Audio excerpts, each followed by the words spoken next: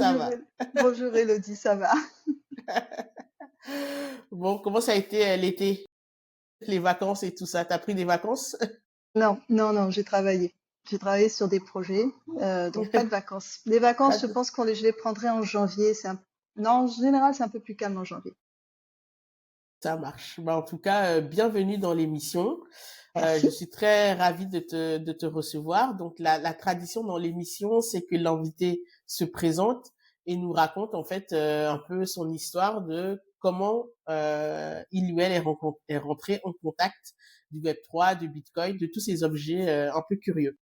D'accord. Alors moi, bonjour, je suis Anne Farhat, je suis project manager blockchain et je travaille aussi dans la communication, particulièrement dans le Web3. Alors, comment j'ai connu la blockchain? Mukashi Mukashi, comme on dit en japonais, il y a fort fort longtemps. Il faut savoir que j'ai toujours été un peu tech. Sauf que comme je suis nulle en mathématiques, je n'ai jamais pu en fait rentrer dans une école d'ingénierie. Je suivais donc de loin, mais je suivais tout ce qui était intelligence artificielle. Et puis en 2016, j'ai intégré, mais dans le cadre de la communication, j'ai intégré une entreprise qui est connue sur la place, Weblogy. Et Weblogy, en fait, c'est le propriétaire du groupe de tout ce qui est médias, Abidjan.net, Afrique Femme, etc. Au départ, moi, j'étais surtout là pour dynamiser en fait la partie communication des pages parce que le service communication n'existait pas. Et puis, quand je suis arrivée, Weblogy en fait était en train de lancer sa première carte prépayée. Donc en fintech, c'est une des premières cartes prépayées qui a été générée par une fintech et pas par les banques. Donc tout naturellement, je me retrouve dans le projet. Je commence à chercher un petit peu des renseignements sur tout ce qui est finance, DeFi, etc. Et je rentre vraiment de plein pied dans la blockchain. Sauf que je n'y comprenais absolument rien. C'était ultra abstrait. Mais vraiment. Et puis, je crois que c'est en 2017, je tombe sur une vidéo de Asher. Et il t'explique la blockchain, mais d'une manière simplissime. Deux personnes dans une salle avec un livre, un feuille, un cahier. Voilà, c'est tout. Et là, j'ai dit, waouh, enfin, j'ai compris ce que c'est que la blockchain. Et je me suis dit, waouh, mais en fait, c'est vrai que on parle beaucoup de la crypto-monnaie, donc de Bitcoin, etc. Et à l'époque, on en parlait beaucoup. Donc, oui, je voyais le potentiel. Mais ce qui, moi, m'a le plus plu, c'est le potentiel même technologique de la blockchain. C'est-à-dire la traçabilité et l'immuabilité. Tu mets quelque chose sur une blockchain, tu peux le retrouver et tu peux pas l'effacer. Et ça m'a vraiment plu. Du coup, j'ai commencé, on va dire, à regarder d'un peu plus près l'univers blockchain, tout en restant sur l'univers intelligence artificielle. Sauf que, à la différence d'autres, je ne suis pas rentrée avec, on va dire, les crypto-monnaies comme produit d'appel. Ok. Moi, ce qui m'a plu dès le départ, c'était les NFT. Voilà, c'était le début des NFT. On était avant Bored App et compagnie. Mais ça, c'est mon petit côté liseuse de manga, visionner les animés. Voilà, j'ai vu les Crypto Kitty et compagnie. J'ai fait waouh, c'est beau. Voilà. En gros, moi, je suis rentrée comme ça. Je me suis vraiment intéressée, on va dire, à la DeFi Mm. bien après, puisque de Ok. toute façon, au niveau, on va dire, des cartes prépayées, tu n'avais pas besoin de développer de projets blockchain ou de projets crypto à l'époque sur la Côte d'Ivoire. C'était quasiment du jamais vu et encore ça passait même pas. Tu disais crypto, te regardais avec des gros yeux et on se disait mais ça c'est de l'arnaque. Ouais, Voilà, c'est ça. c'est exactement ça. Donc voilà, c'est comme ça en fait que moi j'ai plongé dedans et j'ai vraiment fait toute ma reconversion dedans en tant que project manager et puis aussi en tant que communicatrice, c'est-à-dire que je me suis vraiment mise sur le Web3. Et du coup, là, tu le découvres. À quel moment tu te dis, je vais en faire mon métier. Je suis vraiment convaincue que c'est un secteur porteur, donc je vais m'investir dedans en fait pour apprendre plus et puis demain porter le sujet comme tu le fais aujourd'hui. Alors, j'ai envie de dire, j'ai pas eu le déclic. Ça s'est fait vraiment sur le long terme. Ça s'est fait, j'étais encore à Abidjan.net, donc on va dire qu'on était, je devais être à ma 5e ou ma 6e année, puisque je m'intéressais toujours au même sujet. Donc, blockchain, intelligence artificielle, etc. C'est venu très naturellement Et bon, je suis croyante, Dieu fait les choses. Donc, au fur et à mesure, c'est comme si tu veux, les choses venaient à moi, les rencontres venaient à moi, l'écosystème, je commençais à voir un peu qui était qui dans l'écosystème, etc. Donc, c'est venu naturellement et on va dire qu'à partir de 2020, je me suis dit, bon, vraiment, j'en ai un petit peu assez de faire toujours les mêmes choses en Web 2. Je vais vraiment lancer ma reconversion en Web 3. Je ne suis pas sûre que je serai légitime pour ça, mais j'y vais. Donc là, vraiment, j'y suis allée à fond. Et du coup, là, tu as parlé d'un écosystème en 2020, 2019 et tout ça. Il est comment l'écosystème ivoirien autour de tous ces Il est sujets? dynamique. Il est très dynamique. De loin, il a l'air un petit peu inexistant, mais ce n'est pas vrai. Je dis inexistant parce que je me suis retrouvée quand j'étais, parce que j'ai fait une formation à la BBS, je me suis retrouvée sur Discord avec un Ivoirien en fait en off qui me disait ah il est content en fait il voit quelqu'un de Côte d'Ivoire aussi et il n'était pas du tout au courant qu'il y avait des événements blockchain, des événements plutôt et tout et j'étais un petit peu étonnée, je me disais mais enfin il y a quand même de grosses communications mais ça c'est l'algorithme, on va pas se mentir. Si tu tapes vraiment blockchain et tout en Côte d'Ivoire, tu vas tomber sur des informations. Ça c'est plus un côté algorithme. Mais c'est un écosystème qui est très dynamique, qui est ouvert, qui est accessible et qui aime surtout enseigner. C'est pas l'écosystème fermé où chacun garde pour soi. Chacun, en fait, essaie de faire des projets et de faire participer, de faire vivre ces communautés. D'accord, donc c'est un écosystème ouais, qui bouge beaucoup, mais qui peut-être manque de visibilité déjà à l'échelle locale. Donc les gens sont pas forcément au courant en fait que les communautés existent. À l'échelle locale, j'ai envie de dire, ça dépend, comme je dis toujours, ça dépend de ce que tu cherches. Hein. Si sur tes algorithmes, tu ne tapes pas blockchain, tu auras du mal à trouver. Hein. Ça, c'est un petit peu notre responsabilité personnelle face aux algorithmes. Si tu ne cherches pas, tu ne trouves pas. Tu vas forcément tomber peut-être sur des images, enfin des vidéos de danse, etc. C'est normal parce que c'est la masse en fait qui crée cet algorithme. Donc il faut avoir un petit côté recherche. Sincèrement, de plus en plus, ce sont des communautés qui grandissent, qui ont de l'ampleur et qui ont des bases solides. Et ce sont des communautés qui commencent à échanger avec les communautés qui sont à l'extérieur de la Côte d'Ivoire. Donc avec les communautés nigériennes, les communautés Ouais. ghanéennes, etc. Il commence à y avoir des échanges qui sont de plus en plus intéressants parce que nous n'avons pas les mêmes réalités. Le Ghana est voisin, mais on n'a pas les mêmes réalités, on n'a pas la même mentalité de base sur le même sujet. Ouais, c'est compréhensible. Et puis le fait aussi de créer ces ponts-là, ça permet d'avoir plus de synergie et peut-être plus d'impact même au niveau Exact. local. Je Exactement. ouais. Je discutais avec Bouhari Mohamed, je ne sais pas si tu le connais. Ah si, c'est mon parrain, je l'appelle toujours le parrain de Ah Solana. oui. C'est lui qui m'a pris une fois, il a pris une fois mon téléphone. On était justement à un événement blockchain, on était sur le même panel et on parlait donc des NFT et tout. Nous, on avait fini notre atelier, on était assis côte à côte, et c'est Boiry qui a pris mon téléphone. Il est allé, il m'a fait bon tiens, parce qu'il me parlait de Solana, il aime beaucoup Solana, et il m'a fait tiens, voilà, appuie sur le bouton, achète Solana, parce que j'hésitais. Il m'avait donné beaucoup de conseils, il m'avait expliqué vraiment Solana, mais j'étais toujours en mode non, tu sais, moi, j'achète juste la crypto pour NFT, pour minter, pour les clients, j'ose pas trop. Bon voilà, Boiry, il a fait plaque. Donc oui, je le connais bien, c'est quelqu'un de très ouvert et de quelqu'un de très pédagogue. Je te parle de lui. Bah, du coup, cette anecdote, ça veut dire qu'il y a beaucoup de solidarité aussi en fait entre les différentes personnes de l'écosystème, parce que Oui. voilà. Donc en fait, je parlais de lui parce que justement, il m'indiquait que lui, son nouveau cheval de bataille, c'est maintenant d'aller dans les universités. Donc, il avait fait un événement dont le nom m'échappe là, mais qui m'a raconté, qui était à l'université de Cocody, donc qui s'est fait d'ailleurs sous une pluie battante, etc. Donc voilà, il m'avait relaté cet événement, donc il me disait que bah, pour que justement les communautés soient visibles, c'est d'aller dans les universités, les écoles, les lycées, etc. pour en parler. Parce que bah, il avait le même constat que toi, c'est que bah, si les gens ne cherchent pas, en fait, ils trouvent pas. Donc maintenant, en fait, plutôt aller vers les gens parce qu'il y a des gens qui vont pas forcément chercher blockchain en fait sur YouTube. mais qui Pour seront te, intéressés si on vient dans leur école, par exemple. pour te dire, comme il a raison, moi cette année c'était en mai. Il y avait une sorte de formation, je pense que c'était à Epitech, et c'était en fait, je pense qu'ils avaient 1 ou 2 semaines, ils devaient préparer des projets. Donc, c'est des projets essentiellement sur l'intelligence artificielle. On va pas se mentir, l'intelligence artificielle, quand je dis ça, ça énerve les gens, mais c'est pas faux. C'est un peu à la mode. Le mot est très à la mode. Tout Bon, à fait. moi, on m'a demandé en fait de faire une initiation blockchain en 1 heure.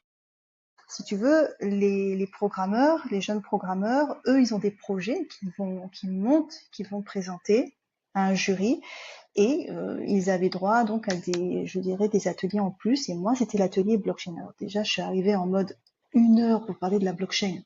Ça ne va être que, je dirais, que de la théorie, et ça va être assez rapide. Ce que j'ai fait, c'est que j'ai parlé de la traçabilité, parce que leur thème était davantage sur l'éducation. Donc, je me suis dit, bon, on va aller au plus simple en 1 heure, on ne peut pas parler de tout, donc on va parler de la traçabilité. Apparemment, ils ont beaucoup aimé, parce qu'une des mentors, en fait, m'a envoyé un message après pour me dire, écoute, ils veulent tous maintenant mettre le blockchain dans le projet, alors débrouille-toi. Mais, ce qui s'est passé, c'est que quand je suis arrivée, je leur ai dit, est-ce que vous connaissez la blockchain? Et pour moi, c'est les programmeurs, donc c'est évident. En tout cas, ça me paraît évident. Et il était là, non. J'ai dit non, c'est pas possible, on a un problème. Là, j'ai demandé, bon, ok, qui a Binance sur son téléphone? Qui achète Bitcoin, Ethereum, etc. J'en ai au fond de la salle qui ont levé le doigt, hein. Ils ont dit ouais, ils ont Binance.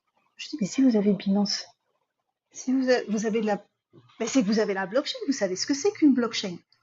En fait, c'est souvent ça aussi le petit problème, le petit hic, c'est que tu en as qui comprennent crypto, Binance, etc., mais ils ne comprennent pas en fait qu'ils sont, parce que pour eux Binance, enfin pas Binance, Bitcoin, c'est la blockchain. Et c'est pas le cas. C'est une blockchain. Donc c'est une technologie que tu peux déployer en dehors de la crypto. Donc ça rejoint en fait le constat de Boiry. C'est pas forcément qu'ils ne savent pas, c'est que ils ont soit une mauvaise information, soit une information incomplète. Sur le coup, pour eux, du coup, ça me paraissait évident. Ils disaient, ah, c'est ça. Je dis, oui, c'est ça. C'est ça, c'est de la crypto. Mais la crypto n'est qu'une monnaie. Là, on va pas parler crypto, on va parler vraiment de la traçabilité de la blockchain, donc de la technique même. C'était ça. Donc effectivement, ouais, faut vraiment aller à la rencontre en fait des personnes pour leur expliquer. Et puis comme tu dis, ce qui est étonnant, c'est que des personnes même qui sont dans le domaine technologique, parce que des développeurs, on peut pas faire plus proche en fait de l'informatique ou même du domaine numérique au sens large en fait que des développeurs. Donc même dans ce milieu-là, il faut aussi aller évangéliser un peu. C'est ça, exactement ça. Et du coup, moi j'avais lu dans un de tes posts ou articles, je sais plus, tu parlais de la DeFi éthique. Oui. Euh, Qu'est-ce que ça veut dire en fait pour toi la DeFi éthique? Alors voilà, la DeFi éthique. C'était d'ailleurs justement un de mes projets. Donc j'avais un client qui a fait de la DeFi éthique. En fait, la DeFi éthique, c'est investir en DeFi, donc en finance décentralisée, sur des protocoles qui ont, entre guillemets, des valeurs. Un premier exemple de DeFi éthique, ça pourrait être tous les protocoles qui utilisent, comment on appelle ça, la finance islamique. Parce que la finance islamique, elle a des principes, elle a des valeurs. Et ça existe, tu as des protocoles comme ça qui existent et qui marchent bien. C'est donc ce genre de protocole. Donc des protocoles qui sont basés peut-être sur la religion, des protocoles qui ont derrière des contrats qui sont des programmes qui sont basés sur l'écologie. C'est ce type de choses. Mais effectivement, la DeFi éthique, tu vas pas avoir des rendements de dingue. Parce que tu ne peux pas te permettre en fait de faire trop de plus-value, ou tu ne peux pas te permettre de grossir le marché. En fait, il y a des techniques qui ne sont pas honnêtes et tu n'as pas le droit de le faire. Mais tu peux avoir un rendement, c'est souhaitable en tout cas dans les programmes, jusqu'à 5%. Ça te donne toujours un peu plus qu'un compte épargne ou qu'un investissement local. Et en même temps, ce sont des programmes que tu soutiens. Bon, pour ceux qui sont par exemple très religieux, parce que moi, c'est ce que j'avais expliqué aux porteurs de projet quand on avait parlé du projet, tu as la DeFi islamique. Donc, tu as vraiment toute la finance islamique qui est un gros morceau. Il faut savoir que la finance islamique, c'est vraiment quelque chose d'imposant. Ça peut faire peur à des gens qui sont chrétiens, mais en réalité, les principes chrétiens se rapprochent beaucoup quand tu regardes, ça se rapproche beaucoup des principes musulmans en ce qui concerne la finance. Par conséquent, pour quelqu'un qui est croyant et qui a peut-être peur d'investir, pour la peur de se faire arnaquer, mais surtout d'investir dans des protocoles qui vont faire du mal à autrui, par exemple, tu as des gens à la bourse qui ne vont pas, ici on a Solibra. Bon, tu as des gens, clairement, qui n'investissent pas dans les actions de Solibra. Pourtant, ils pourraient se faire du chiffre, hein. Oui. C'est pas, voilà, c'est pas une action de rendement, c'est une action quand même pour, comment on appelle ça, pour pouvoir justement gagner un peu plus rapidement. De Mais il y en a croissance. oui, de trading. Voilà, c'est pas en fait une action de, on va dire, de retraite, etc. C'est une action de trading. Il y en a qui ne le font pas parce qu'ils te disent, si j'investis dans Solibra, j'investis dans des dépôts de poissons, je suis contre. C'est des principes. Et ces principes, on peut les retrouver aussi dans la DeFi. C'est un courant qui prend de plus en plus d'ampleur parce que nous sommes dans des sociétés aujourd'hui qui sont à la recherche de plus de valeur et qui demandent à ce qu'on leur donne, on leur rende des comptes sur ce que nous faisons avec leur argent. C'est hyper intéressant. Donc aujourd'hui, quelqu'un qui est musulman ou même qui se dit je veux investir dans quelque chose de d'éthique ou qui est localisé en fait sur des choses on va dire plus ou moins qui font pas de mal à autrui peut trouver en fait de quoi faire dans la DeFi. Oui, sauf que il peut pas s'attendre à avoir des rendements à 10% ou à Oui, 15% oui, oui, tout d'un à coup. fait. Il faut être assez clair. Et les protocoles justement qui utilisent la finance islamique pendant la création du projet, quand j'allais en fait sur leur page pour voir un petit peu la communication et comment ils faisaient, à certains moments, au moins dans les FAQ, ils disaient clairement ce n'est pas forcément fermé, donc ce n'est pas parce que vous n'êtes pas, en gros, c'est pas parce que vous n'êtes pas musulman que vous ne pouvez Oui, pas investir dans le protocole, parce qu'ils ont compris que justement, tu as des gens qui sont à la recherche de valeurs et la finance islamique peut le leur apporter, même si ils ne partagent pas la religion. mm. Et du coup, parce que Bitcoin est quand même un peu à part en fait tout simplement de la DeFi. Est-ce que Bitcoin, pour toi, il répond aux critères de la finance islamique? Je me posais la question récemment en fait avec quelqu'un justement qui se dit bah moi j'aimerais bien investir en Bitcoin, mais on sait pas trop où le situer parce que bah on sait même pas en fait qui est le créateur, etc. Donc on sait pas trop si on peut y aller ou pas. Est-ce que tu as un avis là-dessus? Bon, je ne suis pas spécialiste en finance islamique, hein, soyons clairs, parce que Ouais, tu as des spécialistes, ils ont des certifications et tout. Eux, ils peuvent ouais. te garantir ça. Non, est-ce que c'est compatible? J'ai envie de dire, a priori, ce n'est pas mauvais. Mais n'étant moi-même même pas musulmane, je suis chrétienne, là, vraiment, je vais avoir du mal à me prononcer. Mais en tant que personne qui, justement, est croyante et qui n'a pas envie d'investir dans des protocoles qui, justement, vont faire du mal à autrui, oui, Bitcoin n'est pas mauvais en soi. Et puis Bitcoin, c'est stable, c'est de l'or. Il faut avoir quand même du Bitcoin dans son portefeuille. Après, on te demande pas de tout mettre dedans, mais voilà, c'est bon. Comme tu dis, Bitcoin est vraiment à part. Bitcoin à part. C'est Bitcoin, justement c'est à pour ça part. que je posais la question parce que effectivement, pourtant en fait, quand on prend la définition de la finance décentralisée, j'ai envie de dire Bitcoin il répond parce qu'en fait la finance, c'est-à-dire on s'échange de la valeur sur Bitcoin, donc on fait aussi de la finance en sortant en fait du système centralisé. Donc Bitcoin, souvent j'aime bien dire que c'est le premier objet de DeFi.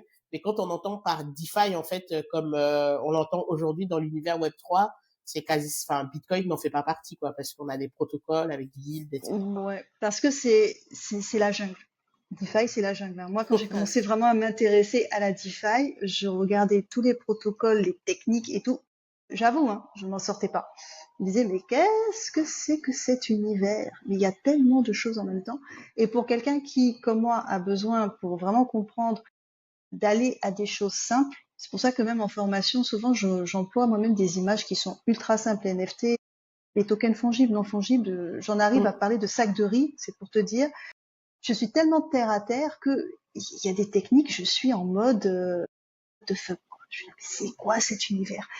C'est vrai que sur le coup, Bitcoin ne répond pas. Mais il y a aussi une mauvaise mentalité qui perdure sur la DeFi. C'est-à-dire que quand tu es de loin, tu as l'impression que la DeFi, ce n'est que de l'arnaque. Tu n'as que des protocoles pour t'arnaquer, tu n'as que des vols, tu n'as que des suicides, voilà, c'est tout. Il n'y a rien de bon là-dedans. Ça aussi, c'est une méconnaissance et c'est ce qui, pour moi, en tout cas, parfois crée un petit peu, on va dire, la faille entre justement la DeFi qui demande à être comprise et à être apprise, parce qu'il ne s'agit pas de t'enrichir pour t'enrichir. Si tu n'apprends pas, tu sais pas comment ça marche, tu vas te faire avoir. C'est comme quand tu vas d'ailleurs faire quelque chose dans la vraie vie avec du fiat. Hein. Mhm. Bitcoin, ça paraît sur le coup, on va dire, plus solide, plus stable. Moi, parfois, j'ai envie de dire, c'est limite le grand-père, tu vois. Voilà, c'est le grand-père, il est rassurant. Tu as du Bitcoin dans ton portefeuille, ma foi. A priori, hein, quand tu es vraiment de l'extérieur, tu te dis, bon, si j'ai du Bitcoin, je peux pas me tromper. Et c'est d'ailleurs moi comme ça que j'ai démarré jusqu'à ce que vraiment je discute avec Boiry qui en tout cas était je dirais pas mon premier conseiller en crypto, mais c'est lui qui m'a fait rentrer, qui m'a fait mettre le premier pied dedans. Boiry le premier avait dit oui Bitcoin c'est très bien, commence par Bitcoin et toujours du Bitcoin parce que c'est solide, c'est stable, mais après commence à voir un petit peu ailleurs, commence à te renseigner. C'est Bitcoin, c'est la base, c'est papy quoi. C'est papy. J'aime bien les personnes âgées, donc pour moi c'est assez stable, c'est rassurant. Tu sais que ça va pas te lâcher. Bon, Ouais, maintenant, c'est aussi ça. chacun son portefeuille. Hein. Il y en a s'ils ont des millions, des heureux vénards. Ouais, c'est clair. Et du coup, tu dirais, bon, je vais te poser la question pour l'Afrique de l'Ouest, mais tu me dis, bah, si tu as plus une Mmh. vision en fait du côté francophone ou même que de la Côte d'Ivoire, est-ce que pour toi aujourd'hui les cryptos, il y a une perception d'opportunité d'investissement pour les gens? Enfin, comment les gens perçoivent en fait les cryptos? Est-ce qu'aujourd'hui, quand tu parles de crypto, peut-être à quelqu'un dans ton entourage, il y a toujours cette perception d'arnaque, ou est-ce que les gens se disent ça peut être intéressant de voir ce qu'on peut en faire, ou comment les gens le perçoivent? Ça dépend de l'âge.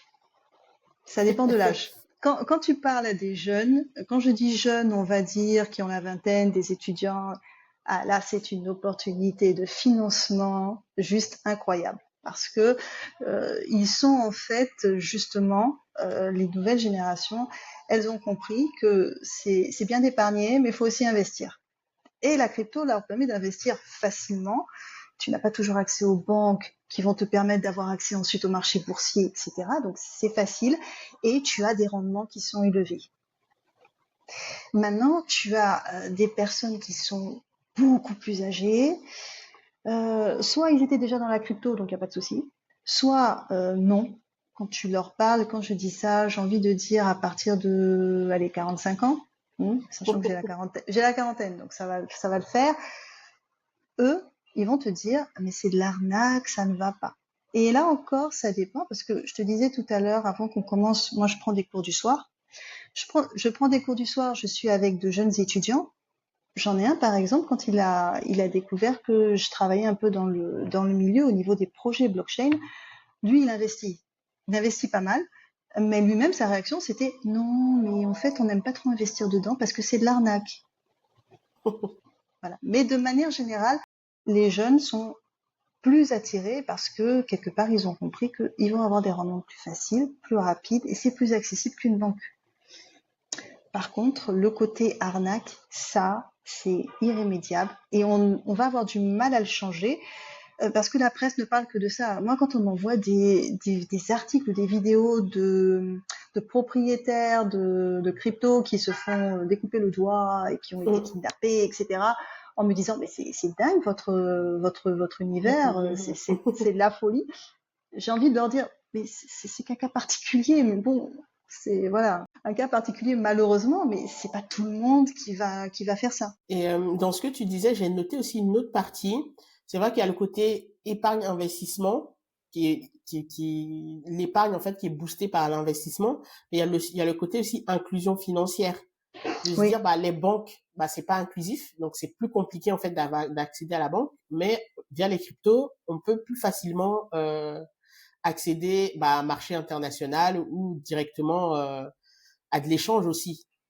oui, tu sais que Mm. moi, par exemple, j'ai failli payer une formation à l'extérieur en crypto, simplement parce que PayPal et donc ma banque avaient bloqué unilatéralement le paiement.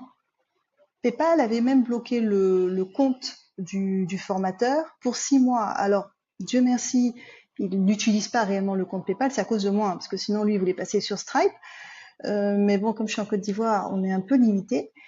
Euh, mais pour la peine, ça ne passait pas. Il a fallu que j'aille à la banque et moi, je voulais commencer ma formation. Alors, comme lui, il est en Suisse, il m'avait dit si ça va pas, bah, si tu as de la crypto, tu me payes en crypto et on commence la formation. C'est pour dire qu'en fait, avec la crypto-monnaie, on a en fait accès à un univers ou à des paiements qu'on n'aura pas forcément accès avec les banques actuellement. Bon, maintenant, vu que la BCAO est en train de préparer pour fin du mois sa plateforme, on va voir comment les choses vont se passer. Mais tu sais, les cartes prépayées au départ, c'était le même problème. Les cartes prépayées, elles étaient faites pour favoriser justement l'inclusion financière. Les premiers propriétaires des cartes prépayées, c'était les banques. Et pour les banques, c'est un produit tellement marginal qu'elles ne s'en occupaient pas trop. Donc les fintechs, on va dire, ont récupéré ce rôle. Sauf qu'à l'époque, c'était difficile. Moi, je me rappelle, on a galéré en termes d'éducation même du consommateur pour leur faire comprendre qu'une carte prépayée, elle a des avantages pour certaines choses, pour des paiements, etc. Elle a des avantages qu'ils ne vont pas avoir avec leur carte bancaire parce qu'ils ont des risques de sécurité, parce que, bon, parfois ta carte elle est bloquée là, etc. C'est le même principe aujourd'hui avec les cryptos. Je suis d'accord. Parce qu'effectivement, les cryptos, elles nécessitent quand même beaucoup d'éducation. Faut pas se mentir, elles nécessitent beaucoup d'éducation, surtout que c'est un milieu qui est rempli d'arnaques. Donc, pour démêler le faux du vrai, il faut s'éduquer, il faut, bah, en tout cas, aller vers l'information. Mais en réalité, une fois que tu as compris, c'est un puissant outil en fait pour bah, comme tu disais dans l'exemple que tu citais, peut-être que ta formation, Oui, tu n'aurais pas pu la faire parce que tu es dans un système en fait où bah, ta monnaie n'est pas reconnue à l'étranger. Tu es dans un pays où en fait on se dit bah ah, t'es sur la liste de tel pays donc tu n'as pas accès à tel service. Enfin, de façon c'est voilà. exactement ça. En 2011, par exemple, on s'est retrouvé entre 2010 et 2011 avec les événements de la crise électorale. Je me On s'est souviens très retrouvé, bien. ouais, on s'est retrouvé avec des comptes bancaires fermés. Ils ont été gelés du jour au lendemain.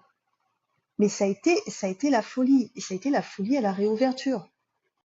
Moi, je me suis retrouvée même à ce moment-là parce que mon gestionnaire, je ne citerai pas la banque, mais mon gestionnaire, il avait trouvé le moyen d'annuler ma carte bancaire et la nouvelle carte qui devait arriver, en fait, il a voulu précipiter les choses, donc il a annulé la carte. La carte bancaire qui est arrivée, bah, elle est arrivée au moment où ça tirait de partout. Moi, l'agence, elle avait été détruite, donc la carte bancaire, tu peux lui dire adieu. À la sortie de tout ça, je me suis retrouvée, j'ai pas checké, donc je me suis retrouvée sans carte bancaire, sans rien du tout, à la réouverture de mon compte. Et pour lui dire, d'accord, c'est gentil, mais vous avez gelé ma première carte bancaire, vous l'avez désactivée alors que je n'ai même pas récupéré l'autre. Moi, je fais comment pour pouvoir sortir mon argent et vivre? Mais c'était tout un problème. C'était un problème administratif, il voulait rien entendre. J'ai dû aller jusqu'à sous les conseils d'un monsieur très âgé parce que j'étais dans la queue en train d'écrire ma lettre de départ. Genre, je quitte votre banque. C'est un vieux monsieur qui m'a dit, ma fille, tu veux aller où? Toutes les banques sont pareilles. Voici la chef d'agence qui est dans son bureau.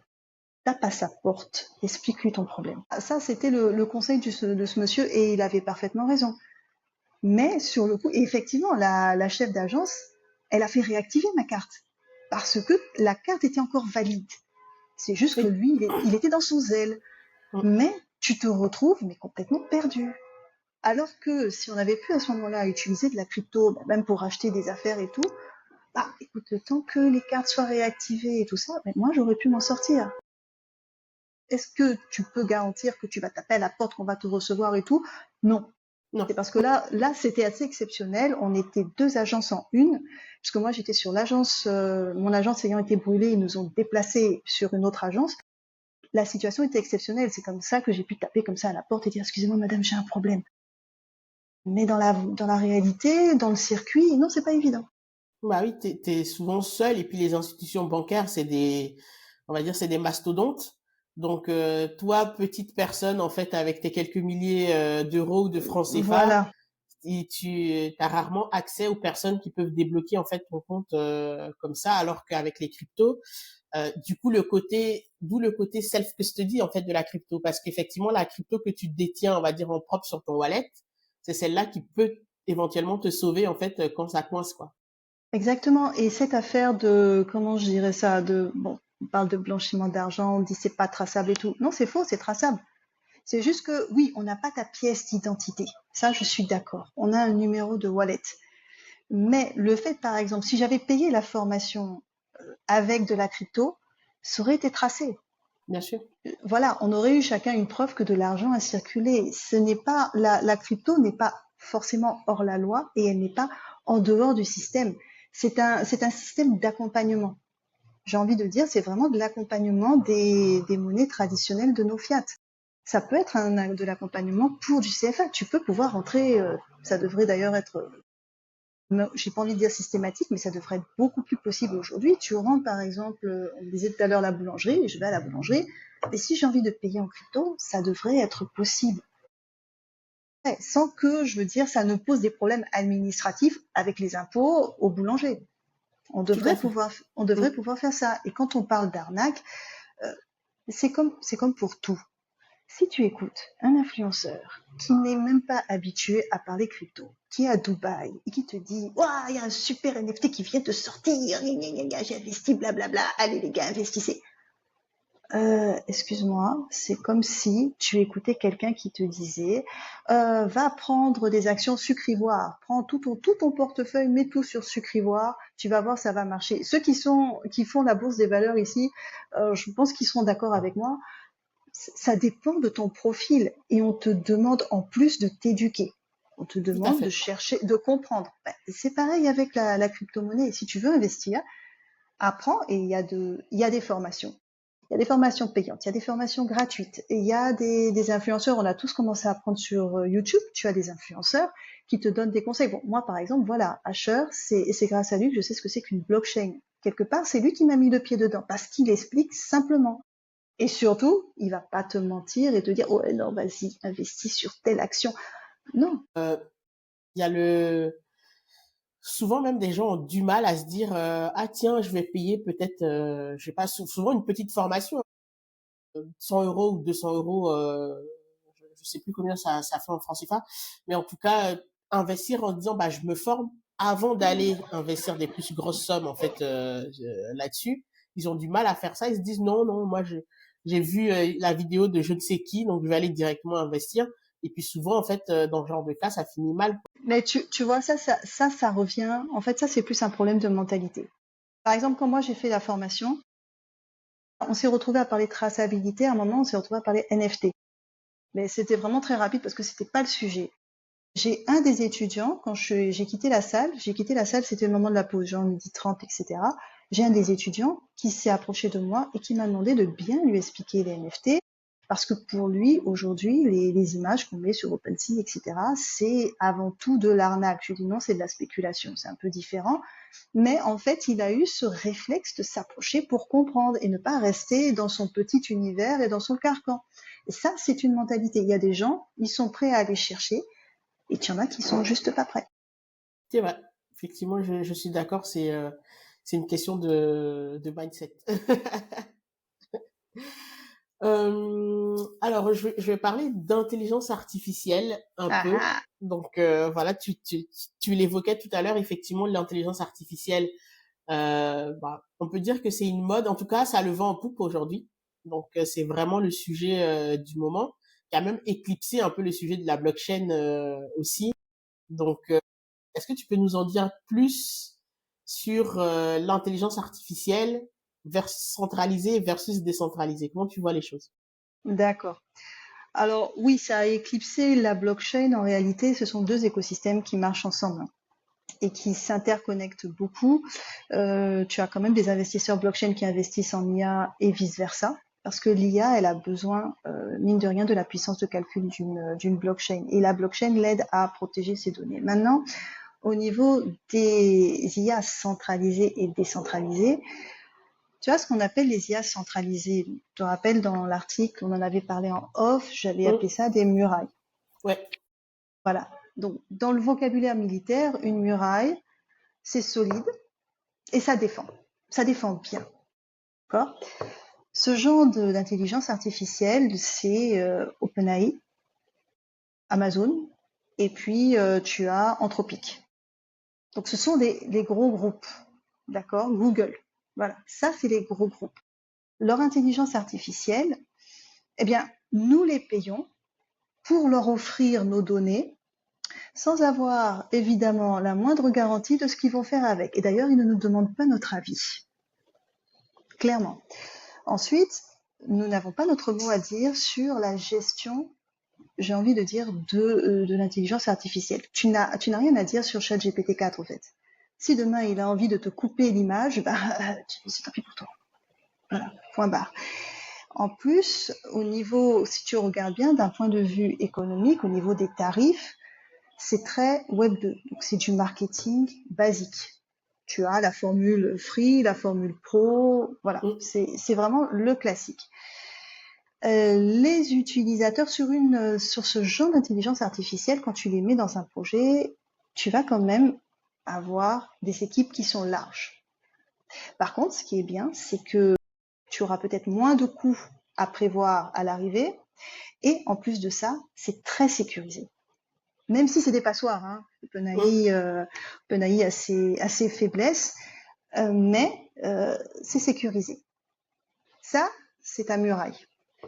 Après, tu as ce que j'appelle la lisière de la forêt. Donc, la lisière de la forêt, c'est des grands arbres comme Yama ou Mistral. Alors, ce qu'ils font, Yama, c'est que ils te plantent un arbre, donc un programme de base, et ils disent à la communauté, voilà, c'est pour vous, faites-la vivre, enrichissez le programme, c'est de l'open source. C'est de l'open source, sauf que ça appartient toujours à Meta. Ce qui fait que si demain Meta a envie de te dire je ferme quelque chose, ben, ils ferment. C'est leur programme de base, c'est le code source de base. Maintenant, tu as la forêt. Ça, c'était la lisière, tu as la forêt. La forêt, alors, en stratégie militaire, c'est jamais très bon. La forêt, c'est un écosystème qui est dense. C'est le lieu de tous les dangers. C'est parce que c'est là-bas que tu vas faire de la guérilla et tout ça, tu vas pas te gêner. Et cet écosystème qui est dense, ce sont des intelligences artificielles comme des agents plutôt IA comme ElisaOS. Tu as Hugging Face, tu as, comment ça s'appelle, Autonolas, d'accord? C'est ce type d'intelligence artificielle, en fait, ce n'est pas une personne ou une organisation qui est responsable à 100% du programme, c'est la communauté. Et la communauté nourrit ces intelligences, elle nourrit ces agents et elle les fait vivre. Tu te retrouves donc avec des programmes qui vivent, qui grandissent, qui vont très vite, qui se bâtissent vite. C'est un avantage quand tu as une petite équipe, par exemple. Si tu veux monter une toute petite équipe, c'est un avantage, et puis la communauté va faire le reste. Par contre, ça peut être prenant d'un point de vue coût, tu peux avoir des coûts qui augmentent au fur et à mesure. Maintenant, à la différence, on va dire, des IA du Web 2, la rémunération n'est pas la même. Parce que là, ce n'est pas nous qui payons pour offrir nos données sans garantie. Tu peux avoir un système de rémunération, tu peux avoir des jetons. On donne des jetons à quelqu'un qui a donné une bonne réponse ou qui a aidé à faire grandir le projet. Là, c'est beaucoup plus participatif. Le seul souci, c'est que point de vue sécurité et point de vue vérification des données, c'est moins sûr qu'une muraille. C'est moins sûr que Claude ou que ChatGPT ou quoi que ce soit. C'est moins sûr parce que tu auras toujours peut-être des gens qui vont venir te raconter des bêtises. C'est normal. Voilà, en gros, c'est un peu ça. Maintenant, l'écosystème étant ce qu'il est, je ne pense pas qu'il y ait une opposition entre les IA centralisées et les IA décentralisées.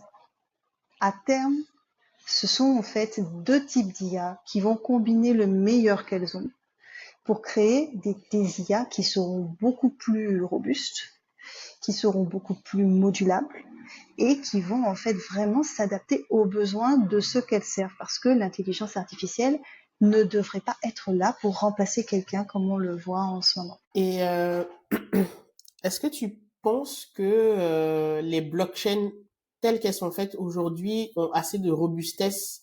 Parce que quand on parle quand même de d'OpenAI, donc ChatGPT ou même Gemini de Google, ce sont des machines de guerre entre guillemets, étant donné que bah, elles sont elles nécessitent quand même beaucoup de compute pour pouvoir traiter un grand volume de données, pour avoir les résultats en fait qu'on a aujourd'hui. Beaucoup de gens, en fait, la plupart des gens préfèrent les utiliser telles qu'elles sont parce que c'est beaucoup plus simple, etc. Donc déjà, double question, c'est est-ce que les blockchains qu'on a aujourd'hui auront assez de robustesse en fait si à un moment donné on se dit bon l'IA doit être décentralisée pour gérer tous ces gros volumes de données et est-ce que toi et moi, on le voit, par exemple, quand tu veux utiliser la DeFi, bon, c'est quand même des manipulations un peu compliquées, donc pas forcément accessible à tout le monde. Donc, en termes d'UX, est-ce que c'est quelque chose que tu penses pourra séduire, en fait, le grand nombre? Alors oui, les blockchains ont suffisamment, pour moi, hein, et ça n'engage que moi, qui ne suis pas une experte programmeuse. Je suis juste project manager, donc oui, elles ont assez de robustesse et de toute façon, ce sont des écosystèmes qui vont travailler ensemble. Tu peux pas confier tout un projet, par exemple, suivant la nature du projet, en tout cas, tu peux pas tout confier à du décentralisé. Tu as des systèmes qui vont travailler ensemble. Oui, il y aura assez de robustesse. Maintenant, concernant justement tout ce qui est UX, etc., de plus en plus, si tu fais bien attention, nous avons des programmes qui font les deux. C'est-à-dire que tu as une interface Web 2 qui attire le client, qui attire l'utilisateur, qui lui permet de faire ses premiers pas. Ensuite, cette interface Web 2, elle est couplée à une interface Web 3 pour pouvoir, dans le parcours client, rentrer directement dans la blockchain, mais sans que la personne ne soit complètement perdue. Tu as des projets qui commencent vraiment à l'adopter et je pense sincèrement que de plus en plus, c'est ce qui va se passer parce que c'est pareil, hein. Le Web 2 et le Web 3, aujourd'hui, je trouve qu'ils vivent ensemble. Quand on me dit le Web 3 va remplacer le Web 2, je suis pas très sûre. Comme je ne suis pas très sûre que la décentralisation à 100%, elle existe. Je ne pense pas. Je pense qu'on risque même d'avoir peut-être des entreprises qui vont monopoliser certaines choses. Et ça, c'est un autre débat. Mais ce qui est sûr, c'est qu'elles cohabitent ensemble et de plus en plus, elles vont commencer à se mélanger. Donc, tu vas avoir de plus en plus ce genre d'interface. On commence par du Web 2 avec boîte mail, etc. Et puis, arrive le moment où l'utilisateur veut aller un peu plus loin et on lui dit d'accord, connecte-toi avec peut-être même parfois un petit module pour t'expliquer il faut que tu t'inscrives, que tu ailles sur MetaMask, etc. Puis tu reviens. Ça c'est des choses qui sont en train de se faire. Enfin, je le trouve assez pertinent dans le sens où, euh, faut pas se mentir, tout, le tout décentralisé, je pense pas que On est capitaliste à la fin de la journée, ça c'est pas voilà, possible. donc à un moment donné, et puis même en termes d'usage, parce que la décentralisation, elle implique de la responsabilité sur toutes les participants en fait de l'écosystème, y compris les utilisateurs. Or, en fait, l'humain est feignant et aime bien qu'on gère beaucoup de choses à sa place. Donc, c'est ce qui a fait que Internet, qui à la base avait commencé aussi par de la décentralisation, chacun installe son petit serveur mail et on peut s'envoyer des emails bah, directement de toi à moi sans passer par je ne sais qui, s'est transformé en usine à GAFAM et autres grosses entreprises en fait qui ont centralisé un peu le web de cette façon. Donc, je pense que le Web 3 aussi se dirige doucement en fait vers ça. On aura les GAFAM du Web 3 aussi. Exactement. C'est ce qui va arriver de toute façon, c'est même quand on parle de DAO, quand tu regardes, je dirais sur le papier, c'est magnifique, hein. Tu es dans une DAO, tu as le droit à la parole, tu as le droit de dire ce que tu veux, tu as le droit de gérer. Bon, dans la réalité des faits, quelque part, c'est peut-être surtout celui qui a le plus d'argent qui va décider. Ça dépend après des protocoles des DAO, mais quand tu regardes bien, dans la réalité, c'est à la fin de la journée, c'est celui qui a le plus d'argent qui décide. Alors la décentralisation tout azimut, comme on le dit et comme on le prêche, non, j'y crois pas. Moi, j'y crois pas. Et tout comme toi, je pense qu'on va avoir ce type de GAFA, mais des GAFA type Web3. Et c'est peut-être pour ça aussi qu'on commence de plus en plus à attirer justement les gens avec des interfaces Web2. Tu vois, le projet DeFi dont je te parlais, il a été justement construit comme ça. Parce que la cible, et on avait deux cibles, c'est ceux qui sont déjà dans la DeFi, mais qui ont peut-être envie de changer, d'avoir quand même des protocoles, on va dire, plus éthiques, plus propres. Et tu as monsieur et madame tout le monde, qui n'y connaît absolument rien, qui en a assez de mettre son argent dans un compte épargne ou d'investir dans des choses qu'il ne comprend pas et ça ne lui rapporte rien. Il a envie d'aller vers la DeFi, sauf qu'il entend parler des arnaques, des escroqueries, etc. Alors lui, il faut l'encadrer. Et pour l'encadrer, tu le prends comme on prend un bébé, tu vas lui apprendre à marcher. Ce qui fait que toute l'interface, elle va être étudiée dans le parcours utilisateur, elle va être étudiée pour que lui, il passe d'une interface Web 2 qui le rassure parce que c'est ce qu'il connaît, c'est ce qu'il a l'habitude de faire. Tu vois, tu parlais du début d'Internet avec les petites boîtes. Je l'ai vu le début d'Internet. Oui, c'était pas pareil. Hein. Moi, je me sens vieille quand je parle de l'ICOS. Il y a des gens qui parlent de, voilà, l'ICOS, c'était notre moteur. Voilà. Mais ce sont des interfaces, on amène doucement les gens à ça. Et c'est ce qui va se passer. On les accompagne doucement. Et à un moment, on leur dit, écoute, va plus loin, ne t'inquiète pas, n'aie pas peur. Allez, va prendre un portefeuille, on te met la liste, va doucement, voici comment tu vas faire, et tu t'inscris, et il rentre dans le Web3 en douceur, mais surtout accompagné et guidé pour ne pas faire de bêtises. Et même là, l'intelligence artificielle rentre en cause, parce que l'intelligence artificielle va être là justement pour répondre aux questions les plus basiques, pour dire oui, ne t'inquiète pas, fais comme ça, fais comme ci. Ouais, tout à fait. Et,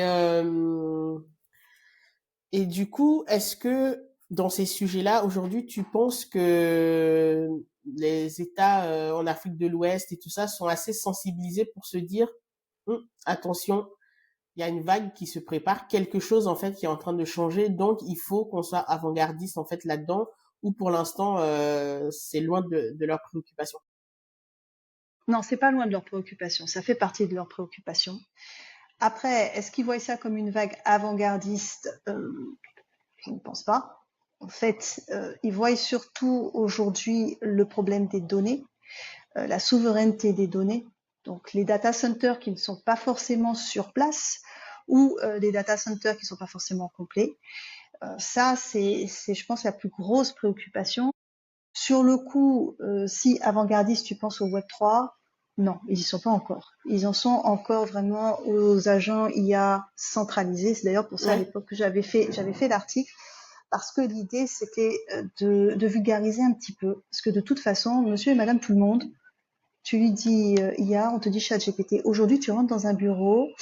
Euh, D'ailleurs, je me suis fait allumer, pour te dire, je me suis fait allumer pour ça. Ma sœur, elle travaille en fait dans le transport et la logistique, dans le shipping, et elle a demandé à un de ses éléments en fait de lui donner une information. L'information sous-entendait tu appelles, tu prends le téléphone, tu appelles, etc. Et elle me disait mais c'est pas possible, lui il vient me dire ChatGPT dit que, parce que maintenant c'est la nouvelle formule, oui, et c'est elle lui clair. a et elle lui a répondu mais moi aussi je peux aller sur ChatGPT, c'est pas ce que je te demande comme information. Et moi, grande gourde, j'ai fait il va chercher ces informations avec ChatGPT, mais il va avoir des erreurs, faut qu'il aille sur Perplexity. Voilà. Je me suis fait allumer parce qu'elle m'a dit c'est pas le débat. Le débat, c'était prendre le téléphone, Et, appeler le bureau en question et leur dire j'ai besoin des informations. Ce n'est pas aller sur ChatGPT ou sur Perplexity. ah, c'est ça. Et toi, tu viens lui parler d'une autre intelligence. Voilà, moi j'étais non, mais pourquoi il fait ça? Mais il faut lui dire. Hein. En fait, je comprenais ce qu'elle disait, mais j'étais tellement dans non, il faut aller sur Perplexity et puis on avance. Voilà, c'est les informations sont plus sûres. Dis-lui que les informations sont plus sûres. Voilà, c'est ça. Quand tu leur dis IA décentralisé, mais de quoi parle le texte?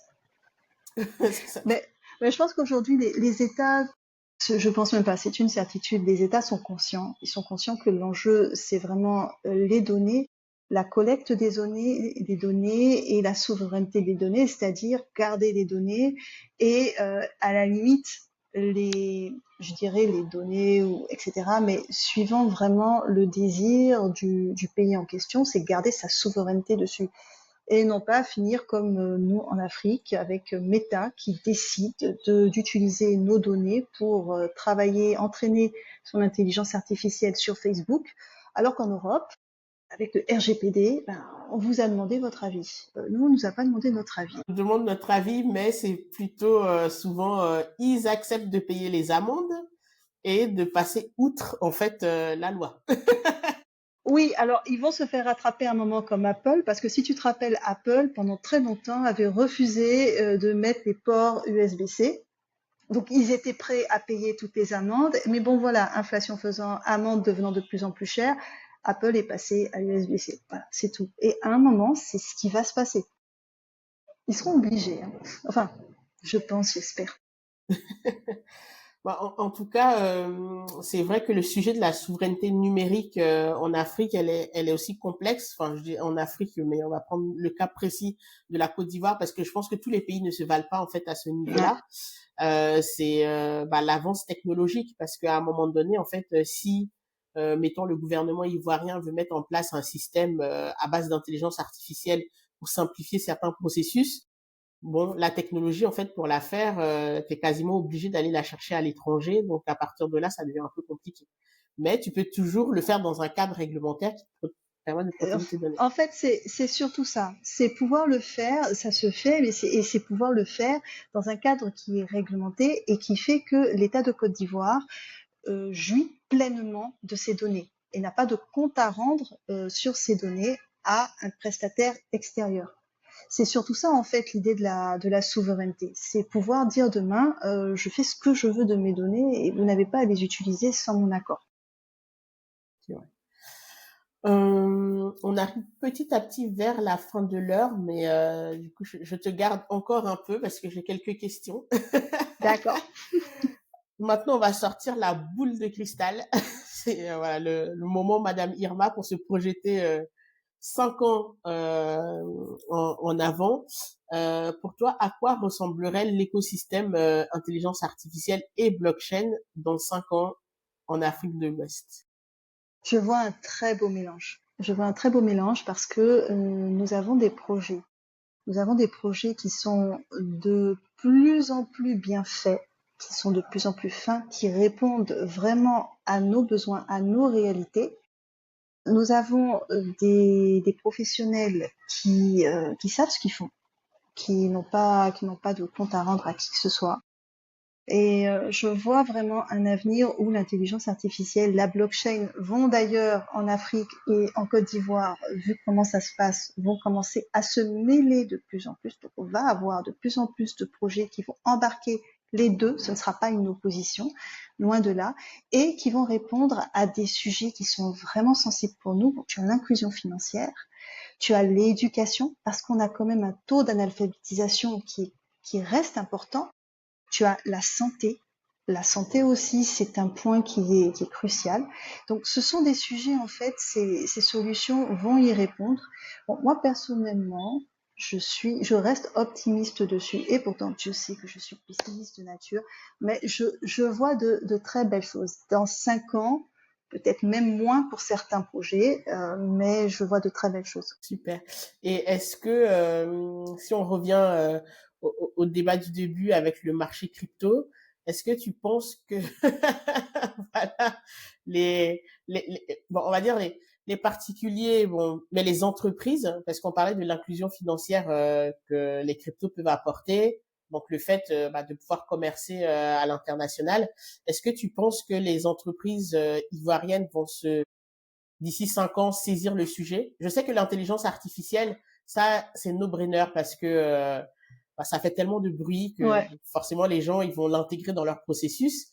Mais à côté de ça, il y a quand même le sujet en fait bah, de la blockchain ou même on va dire de la crypto qui est aussi en fait un sujet à enjeu pour les entreprises. Est-ce que tu penses qu'il y aura de plus en plus d'entreprises ivoiriennes qui vont utiliser par exemple les stablecoins ou même Bitcoin pour leurs transactions internationales? Oui, je le pense. Mais là, il va vraiment falloir qu'au niveau de la réglementation, quelque chose soit fait. Parce que comme je te disais pour la formation, c'est vrai que c'est traçable, mais tu vois, on parlait même du boulanger. Si je dois aller payer mon pain à la boulangerie avant qu'on démarre, il faut qu'il puisse en fait justifier auprès des impôts. Il faut qu'il puisse justifier en fait que l'achat a été fait en Bitcoin ou en stablecoin, etc. Je pense quand même que oui, des choses sont en train d'être étudiées, d'être réfléchies. Et comme nous sommes justement dans une période favorable, parce que nous sommes dans une période ouverte, la BCAO ouvre sa plateforme d'interopérabilité, ce qui veut dire qu'il y a beaucoup de choses qui vont changer au fur et à mesure, et les acteurs même de la finance vont commencer à voir les choses autrement et à devoir s'adapter, poussé en plus par des initiatives qui sont justement là pour permettre à la crypto, non pas de concurrencer, le terme est très vilain et c'est faux, mais permettre à la crypto d'apporter un plus dans justement l'inclusion financière en Côte d'Ivoire. Ça va être en fait, si tu veux, un boom. Ça va prendre et tu vas avoir effectivement, moi je pense qu'on va avoir de plus en plus d'entreprises qui vont s'y intéresser, qui vont voir même comment est-ce qu'elles peuvent l'intégrer ou proposer des solutions qui vont intégrer le paiement par crypto. Peut-être que ça va venir du bas parce que les communautés, justement, les communautés crypto, les communautés blockchain font des projets dans ce sens. Ça va peut-être venir du bas et ça va happer, mais ça va venir. Après, il faudra juste que la réglementation suive et surtout, et je pense que c'est le vœu de tout le monde, qu'elle vraiment s'adapte à nos réalités et à la technologie et qu'elle n'aille pas, je m'excuse, qu'elle n'aille pas imiter l'Union européenne parce que l'Union européenne, de ce que je vois, est en train de quand même de se tirer une balle dans le pied au niveau de tout ce qui est crypto. Je comprends certaines choses, je comprends je dirais leurs limitations, mais dans le même temps, elle est en train de se freiner. Et ce serait dommage que, en Côte d'Ivoire, alors que tu as tout un environnement avec des gens qui s'y connaissent, ce serait dommage qu'on aille adapter quelque chose qui ne nous ressemble pas et qui ne ressemble pas à nos réalités. Je suis d'accord. Et surtout que là, moi, j'ai l'impression que le mimétisme, il a déjà commencé parce que, ben, on nous parle déjà, effectivement, la plateforme d'interopérabilité côté BCAO, c'est une très bonne idée. Et c'est même étonnant qu'en 2025, c'est maintenant que ça soit fait. Mais quand j'entends parler de ICFA, d'un autre côté, je me dis, bon, est-ce qu'on n'est pas en train de copier l'euro numérique avec toutes les erreurs, en fait, qui sont faites, en tout cas, a priori, sur ce projet, parce que on n'est pas dans les secrets en fait de Bruxelles, donc on ne sait pas trop parce qu'on a des sons de cloche des fois qui font peur. Donc est-ce que déjà côté réglementation où on en est? Est-ce qu'il y a déjà des choses qui se dessinent pour avoir des réglementations sur les Écoute, cryptos? moi, je n'ai pas d'écho en tant que tel, j'ai pas de porte ouverte dans les ministères. Ce que je sais, c'est que, de ce que j'ai entendu, en tout cas, ils y pensent, ils y réfléchissent, ils y travaillent. Donc, j'espère que effectivement, c'est le cas. Et surtout, comme tu dis, qu'on n'est pas en train d'imiter un modèle qui ne nous ressemble pas. C'est surtout ça la préoccupation majeure. Sinon, la réglementation en tant que telle, je pense que tout le monde l'appelle. Tous les acteurs, en tout cas tous ceux avec qui je discute, et même les usagers, sont favorables à une réglementation crypto. Il n'y a pas de souci avec ça. Parce que ça va pouvoir permettre justement de légitimer certaines choses, ça va pouvoir nous permettre de faire je dirais, de faire des achats basiques. Sauf que si c'est pour imiter un modèle qui ne nous ressemble pas, sans prendre en compte l'expérience que l'on a ici, parce que ici il y a de l'expérience, donc sans prendre en compte cette expérience, ça va être un fiasco. Ça va être un fiasco et en tout cas en Côte d'Ivoire, on risque de rater encore une fois une révolution technologique. Ce qui serait dommage parce que nous sommes en Côte d'Ivoire une plateforme tournante, on est vraiment une plaque importante en Afrique de l'Ouest. Aujourd'hui, le Ghana qui n'a rien à nous envier dans le domaine, le Ghana quand même se rapproche de plus en plus de nous en Côte d'Ivoire pour justement faire de la synergie, partager des expériences et pourquoi pas travailler ensemble sur des projets. Ce serait dommage que tout soit remis en question parce qu'on adopte un modèle qui n'est juste pas le nôtre. Ce modèle a peut-être des défauts ou des qualités, peu importe, mais ce n'est pas le nôtre. Il répond pas aux réalités de la vendeuse d'orange Ouais, ou ou du garbadon. Il ne répond pas à ces réalités. C'est tout. c'est clair. Et puis surtout, j'ai une invitée récente qui disait qu'il faut que les gens regardent ce qui s'est passé au Nigeria avec le e-Naira. Et Voilà, merci. un cas d'école, pardon, un exemple, on pourra pas dire on n'était pas au courant ou machin. Bah, il y avait un exemple juste à côté avec le INERA, donc s'inspirer avant de pondre quelque chose qui a 100% de chances de se planter, quoi. C'est pour ça que les rencontres que l'on a entre pays, je trouve que c'est précieux, mais à fond. Ça n'a pas, que ce soit en présentiel ou que ce soit en digital, ça n'a pas de prix. Parce qu'on partage des expériences et on peut ensuite adapter et avoir une synergie parfois même commune. Regarde par exemple, les IA décentralisées, on va jamais, en tout cas moi je ne vais jamais dire à quelqu'un qui a un projet sur du foncier, je vais pas lui dire utilise une IA décentralisée. C'est pas possible. Par contre, la blockchain, sur des sujets aussi sensibles que le foncier ou l'identification nationale, la blockchain, elle a son utilité. Mais sauf erreur de ma part, au niveau du foncier, je crois que le Ghana avait tenté quelque chose et ça ne s'était pas très bien passé. Tout à fait, oui. Et c'est une expérience. En fait, le Ghana peut venir dire, bon, nous, ça s'est pas bien passé à cause de certaines choses. Donc, c'est quelque chose que nous pouvons adapter. Et ça, il faut faire un petit peu attention aux erreurs. J'avais une fois suivi, à l'époque, je sais pas, on avait eu, tu te rappelles, l'Ebola. On avait eu la grande Oui. crise d'Ebola. Et la Côte d'Ivoire avait été quand même reconnue internationalement comme un des pays, en tout cas en Afrique, qui avait su gérer la crise. Dès le début, qui avait su prendre en charge la crise par rapport à d'autres. Et j'étais à une conférence et je me rappelle qu'un des représentants du ministère de la Santé disait c'est incroyable, ils se sont retrouvés dans, enfin, on va dire dans des colloques internationaux, des gens se sont approchés pour leur dire par rapport à la crise d'Ebola, comment vous avez fait? Quelle a été en fait votre manière d'agir, votre circuit, etc. Parce que ces gens-là avaient justement échoué eux dans la gestion. Et ils voulaient comprendre pour pouvoir s'améliorer pour la prochaine fois. Et c'est exactement ce qu'on doit faire. Exactement. Ça, c'est, faut utiliser les expériences, surtout entre pays voisins, qui ont Oui, des réalités qui sont souvent pas forcément les mêmes, mais qui sont similaires et desquelles on peut vraiment s'inspirer sans aller copier des modèles qui sont trop lointains, quoi. exactement. Quand on est pays voisins, l'avantage, c'est que, j'ai envie de dire, on se comprend, on a plus ou moins les mêmes réalités, on sait un peu comment ça se passe. C'est beaucoup plus facile, tu vas pas aller imiter le modèle américain. Alors que toi, tu as carrément l'Atlantique qui vous sépare. Les habitants aux États-Unis n'ont pas le même niveau de vie, on n'a pas le même niveau de crédit. Voilà, tu ne peux pas adapter certaines choses. Je suis d'accord.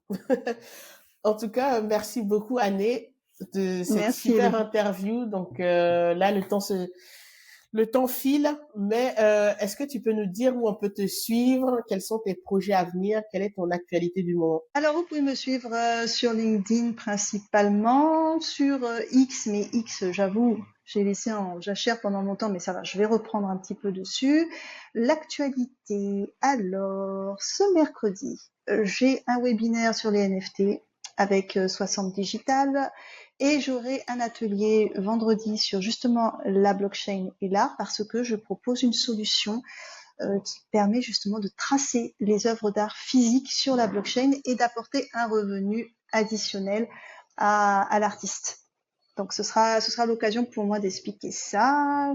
Qu'est-ce qu'il y a d'autre comme projet? Bon, on a à force de dire j'en ai marre, je vais faire un livre sur les arnaques NFT et puis je vais balancer ça. On m'a dit bah écoute fais-le.